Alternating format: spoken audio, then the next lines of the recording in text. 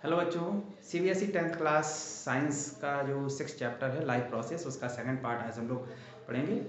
इसमें हम पढ़ेंगे रेस्पिरेशन के बारे में। कितने प्रकार की रेस्पिरेशन होता है, टाइप्स ऑफ रेस्पिरेशन। ये 2 टाइप्स होती हैं, aerobic respiration and anaerobic respiration.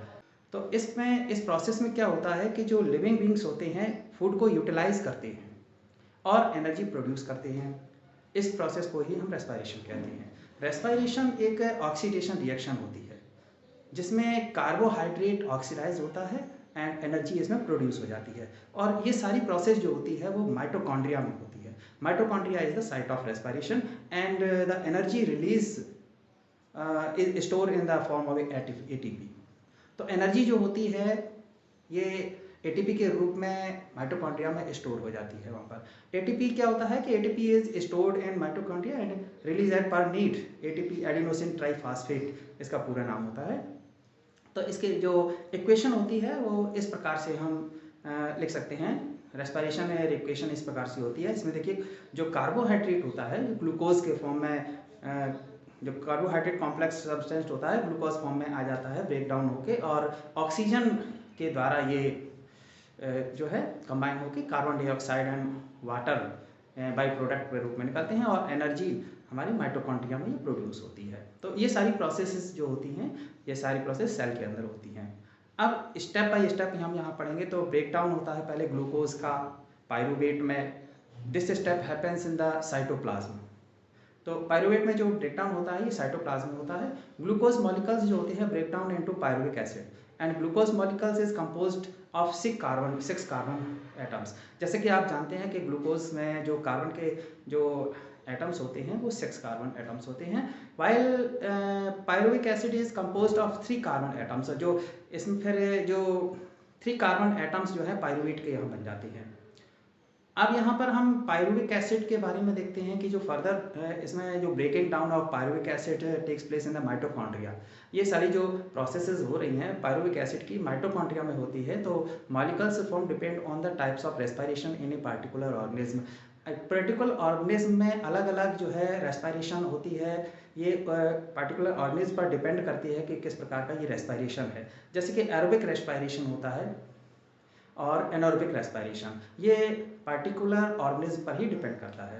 Respiration involves gases exchanges, intake of oxygen from the atmosphere and release of carbon dioxide breathing. तो गैसेस एक्सचेंज यहाँ पर जैसे कि आपने जाना कि take off oxygen of atmosphere and release of carbon dioxide, जो इसमें गैसेस एक्सचेंज के रूप में यहाँ ऑक्सीजन को हम लेते हैं एटमॉस्फेयर से और कार्बन डाइऑक्साइड को रिलीज करते हैं। तो ये सारी प्रोसेस को हम ब्रीथिंग बोलते हैं।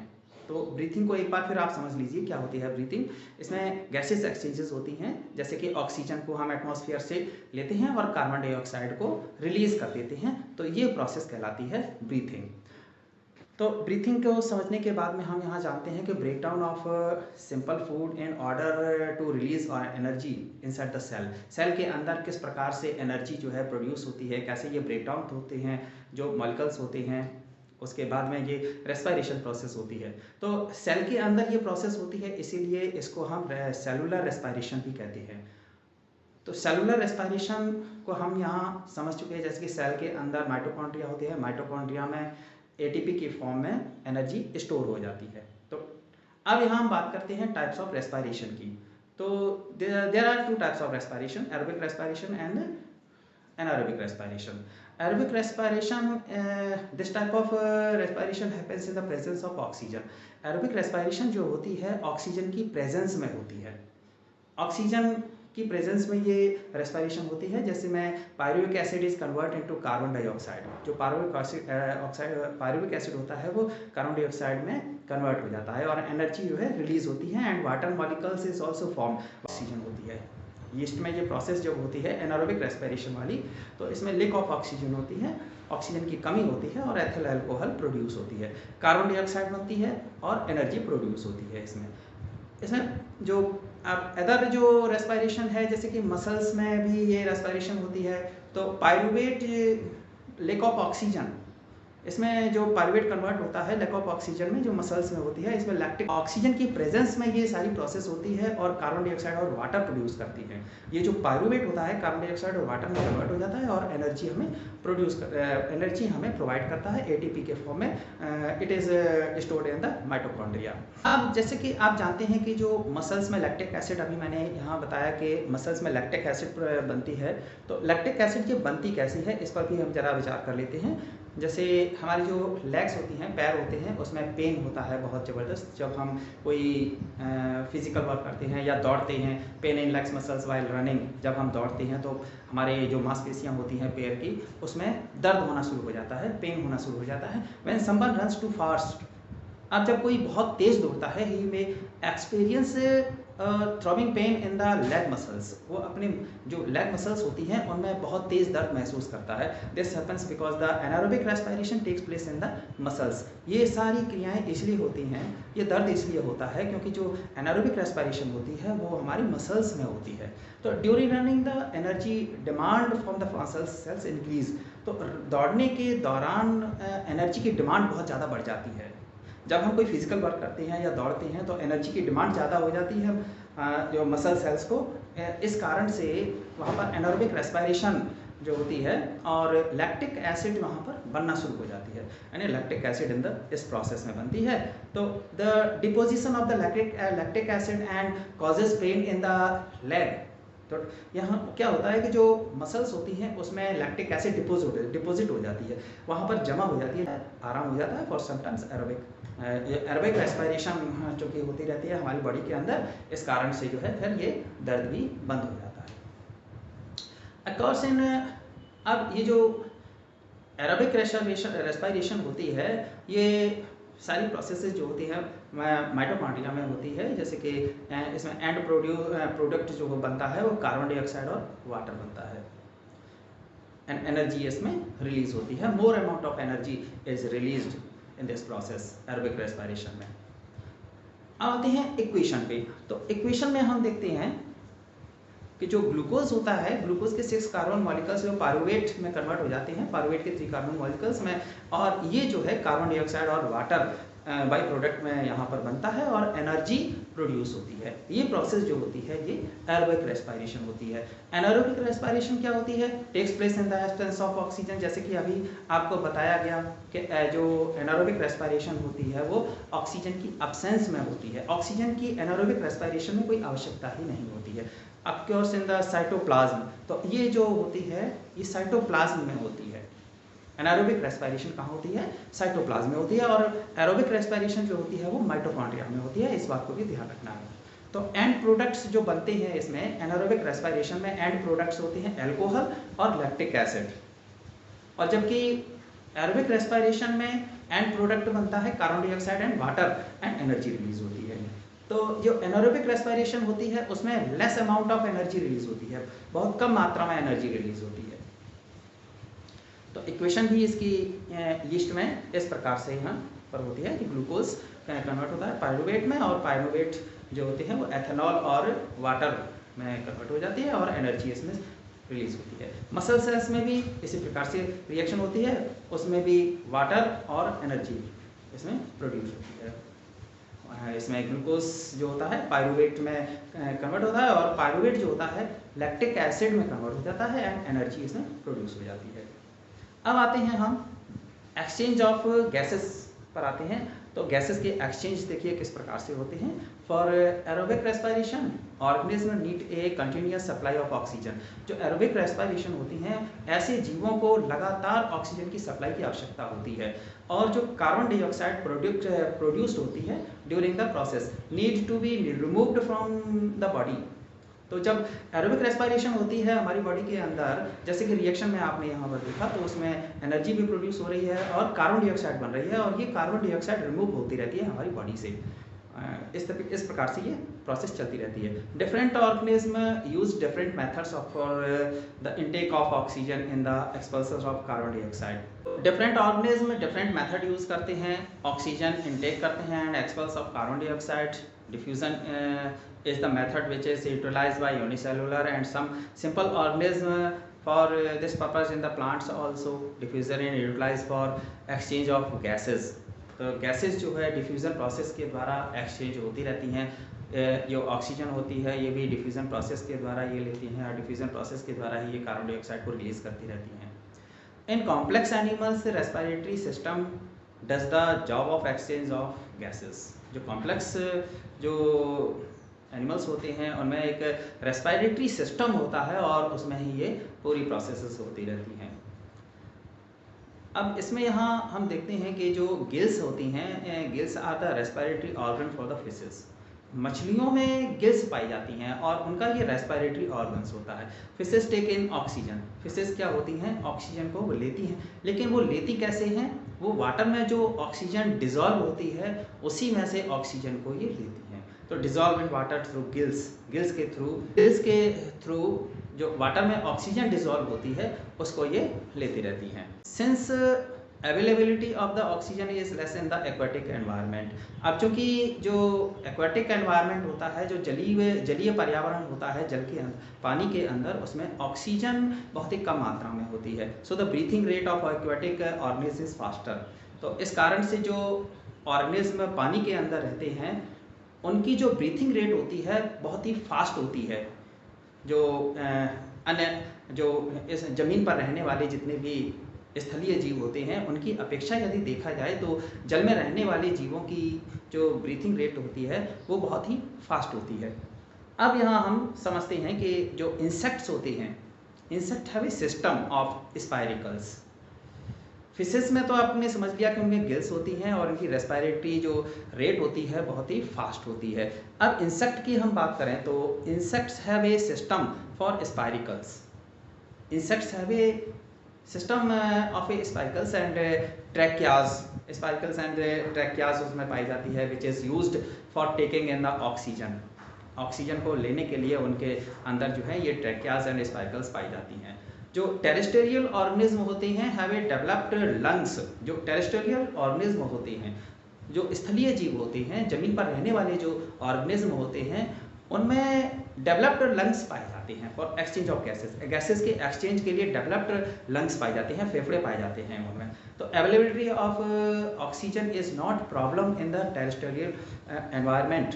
अब स्थलीय पर्यावरण में क्या होता है कि यहाँ पर ऑक्सीजन की अवेलेबिलिटी जो है यहाँ प्रॉब्लम नहीं है, ऑक्सीजन यहाँ पर्याप्त मात्रा में यहाँ है। तो इसीलिए इनकी जो ब्रीथिंग रेट होती है वो बहुत ही स्लो होती है। किनकी अपेक्षा, एक्वेटिक एनिमल्स की अपेक्षा टेरेस्ट्रियल एनिमल्स होती हैं उनकी ब्रीथिंग रेट स्लो होती है। अब एक्वेटिक ऑर्गेनिजम्स जो होते हैं वाटर में डिजॉल्व ऑक्सीजन को यूज़ करते हैं।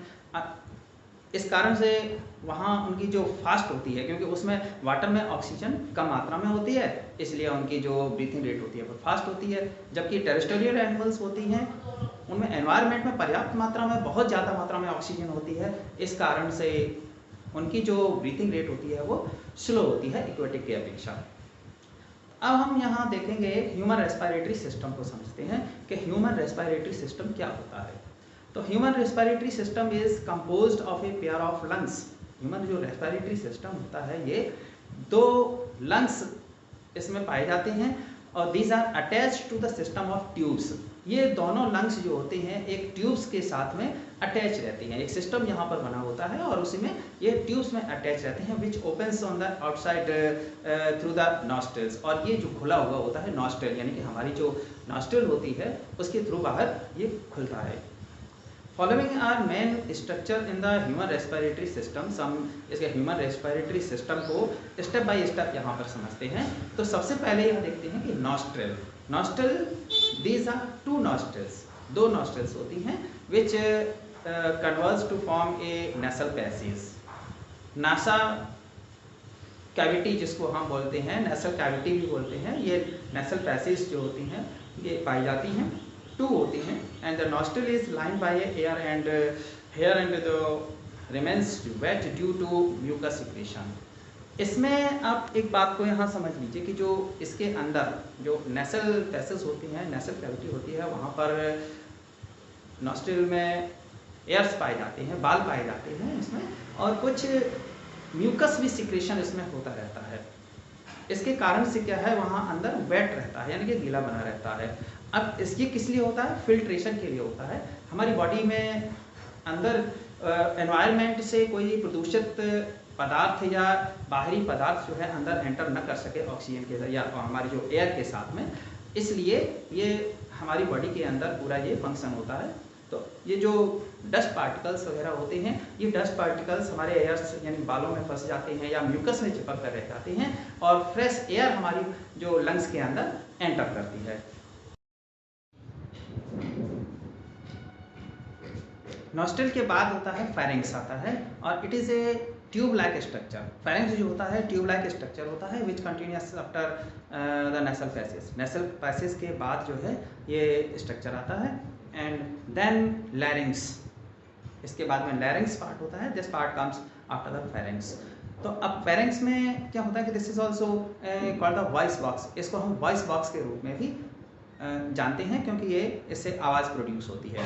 Trachea, this is the composed of rings of cartilage. ये जो होती हैं इसमें कार्टिलेज की रिंग्स पाई जाती हैं हमारी जो इसमें, तो जो इसको हम बोलते हैं ट्रैकिया में रिंग्स पाई जाती हैं हमारी एंड इसी के कारण जो है कार्टिलेज की रिंग्स पाई जाती हैं।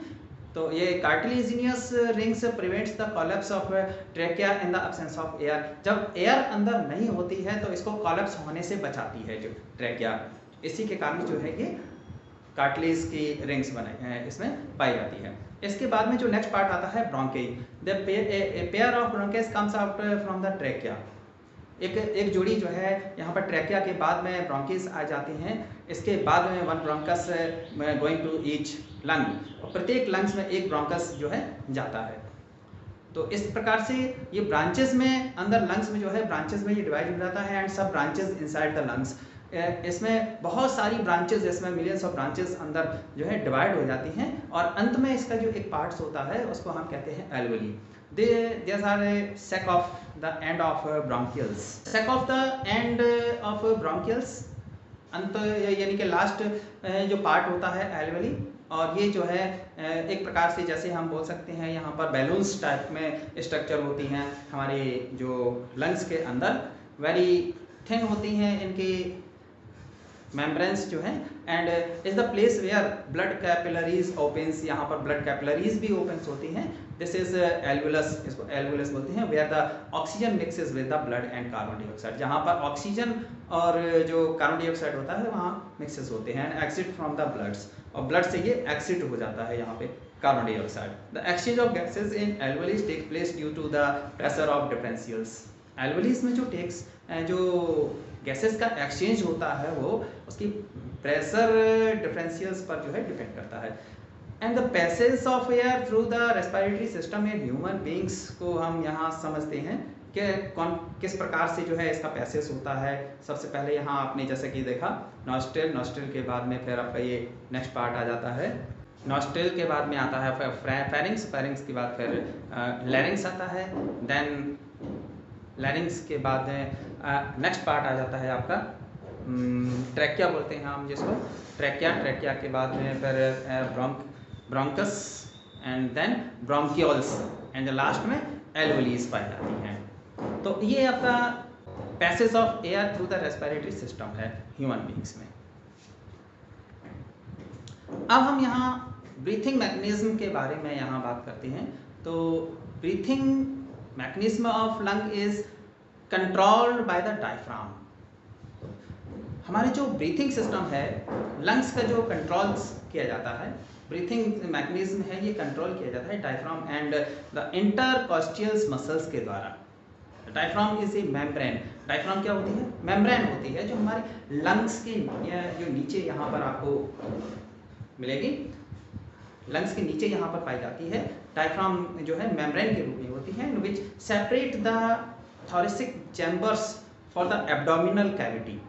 एब्डोमिनल कैविटी हमारे जो पेट वाला पूरा हिस्सा होता है इसको एब्डोमिनल कैविटी को सेपरेट करती है, ठीक है। इस चैम्बर से जो है इसको अलग करेगी। When the diaphragm moves down, जब डायफ्राम जो होता है मूव्स डाउन हो जाता है, नीचे को जाता है, तो लंग्स एक्सपेंड। लंग्स क्या होती हैं? एक्सपेंड फूल जाते हैं, एक्सटेंड यानी कि फैलाव आ जाता है इनके अंदर, एंड एयर इज इनहेल्ड। और हम जब अंदर सांस लेते हैं तो क्या हो जाता है, लंग्स एक्सपेंड हो जाते हैं एंड डायफ्राम डाउन में चला जाता है। When the diaphragm moves up, जब डायफ्राम ऊपर को आ जाता है, मूव्स अप होता है, तो लंग्स कॉन्ट्रैक्ट, लंग्स क्या हो जाते हैं, कॉन्ट्रैक्ट हो जाते हैं यानी कि सिकुड़ जाते हैं, एंड एयर इज एक्सहेल्ड, और एयर बाहर निकल जाती है।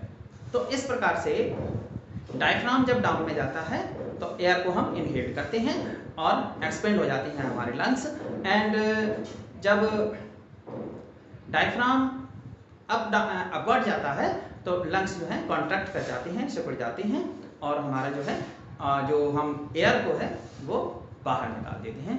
इस तरीके से ये प्रोसेस हमारी बॉडी के अंदर होता है। इनहेलेशन क्या होता है, during inhalation the thoracic cavity, thoracic cavity means chest cavity, हमारी जो चेस्ट कैविटी है ये एक्सपेंड हो जाती है। इनहेलेशन के दौरान क्या होता है, चेस्ट कैविटी एक्सपेंड होती है। रिब्स जो होती हैं, रिब्स लिफ्ट अपवर्ड, रिब्स जो होती हैं वो बाहर की तरफ एकदम से फैल जाती हैं, and diaphragm becomes flat in shape, और डायफ्राम क्या हो जाता है, फ्लैट हो जाता है शेप में, and volume of lungs increase, lungs की जो वॉल्यूम होते हैं वो इंक्रीज होता है, एयर एंटर्स द लंग्स, और एयर जो है एंटर कर जाती है।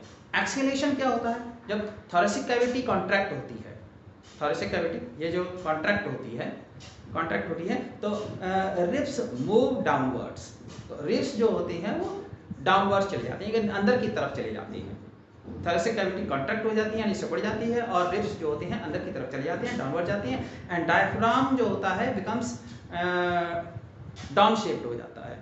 तो volume of lungs decreases, lungs के जो वॉल्यूम होती है, जो आकार होता है वो डिक्रीज हो जाता है, and air exit from the lungs, और एयर जो होती है वो बाहर निकल जाती है।